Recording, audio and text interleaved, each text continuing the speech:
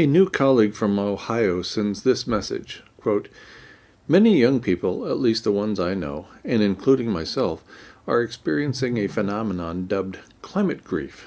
That is, many of us are unable to cope with what we understand to be inevitable at this point. It kind of adds insult to injury given that all of us were simply born into the situation with absolutely no way of doing anything to change it, while our parents were simultaneously aware of the warning regarding the climate, but likely didn't take them seriously. Statistically speaking, many of us are non-religiously affiliated, at least in comparison to older generations. About a third of us are atheist, agnostic, or none." End quote. She then points me to the Philosophy Tube YouTube channel as an example of a very popular channel that a lot of young people watch. I have included a link to the channel in the description beneath this video. This Gen Z woman from Ohio is seeking advice. How does she live in light of the fact that her entire generation has been screwed by previous generations?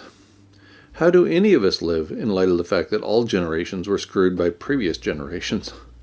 After all, every generation since the first civilizations appeared seeks increasing convenience for themselves and for their children. In so doing, they utilize, chop, harvest, mine, and generally destroy the living planet in every possible manner. In making their own lives more convenient by tapping into finite materials such as coal, oil, natural gas, limestone, granite, soil, and so on, they reduce the availability of these materials for future generations. And when I say they, of course I mean us. This is simply what we have done since civilizations arose. We have ensured that our future will be more convenient than our past by raping the planet. Along the way, of course, we reduce the ability of future generations to rape Earth in the same manner we did. There is so much of everything that we scarcely recognize the scarcity of it all. Imagine being among the fewer than 1 billion people on Earth in 1800, surrounded by billions of tons of inexpensive coal, a seemingly infinite supply of large fish in the ocean, and more forests than could possibly be turned into lumber. Conservation seemed like a great way to ruin your own life by ruining your own future. The simplest route to destruction comes from the way we use words. Let's start with the definitions of resource, straight from the Merriam-Webster Online Dictionary. Quote, 1A, a source of supply or support, unavailable means, usually used in plural. B, a natural source of wealth or revenue, often used in plural. C, a natural feature or phenomenon that enhances the quality of human life. D, computable wealth, usually used in plural. E, a source of information or expertise. End quote. All these definitions imply an anthropogenic basis for resources, and C is particularly transparent on this point. Quote, a natural feature or phenomenon that enhances the quality of human life. End quote. Digging a little further, the etymology of resource brings us directly to lifelong bedfellows, anthropocentrism, and Christianity. Resource is derived from the Old French resurgere, literally to rise again, which has its roots in the Latin resurgere, to rise from the dead. Also see resurrection. Considering the history of Western thought, it's no surprise we view every element on Earth as feedstock for industrialization. The only question is when we exploit Earth's bounty, not if.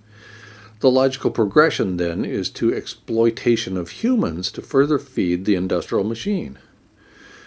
Within the last few decades, personnel departments at major institutions became departments of human resources.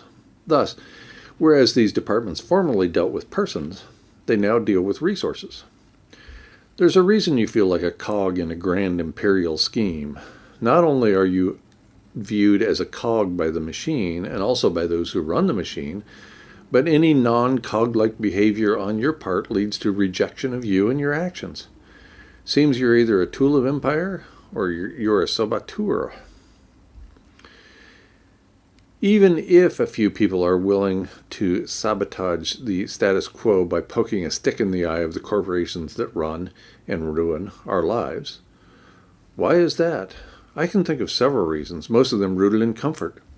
Taking the longer, broader view, it is evident industrial culture is killing the living planet, and therefore our own species. Whereas industrialization is destroying life on Earth, terminating or reducing industrial activity accelerates the abrupt loss of habitat for life on Earth via the aerosol masking effect, and specifically by losing aerosol masking. Indeed, the cultural problem we face is not that we're a fish out of water. Rather, it's that we're fish in a river. As one result, we don't even know there's an ocean, much less a land base. There's the rub.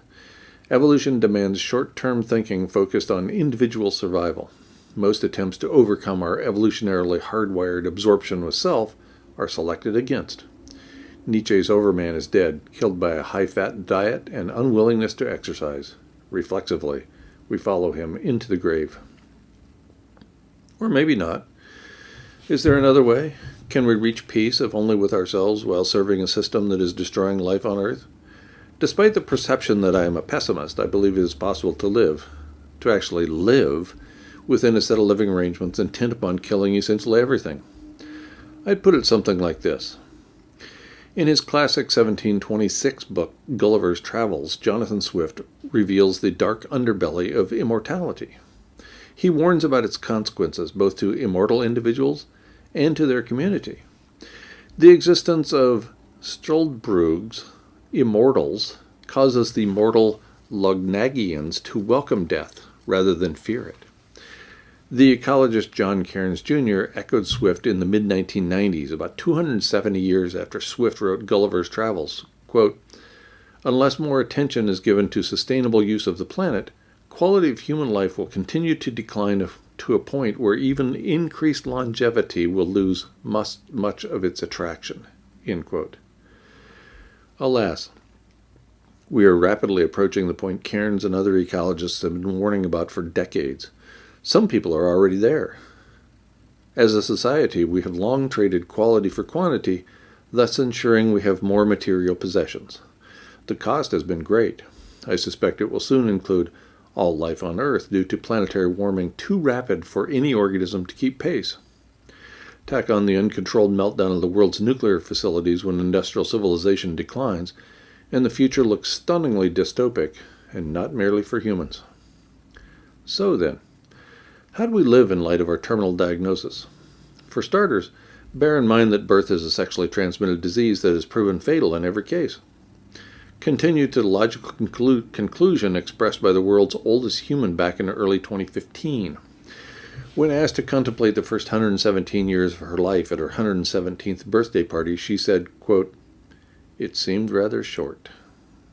End quote. Seemingly to put a punctuation mark on her short statement, she died a few weeks later. Few of us have 117 years in us. How do we live?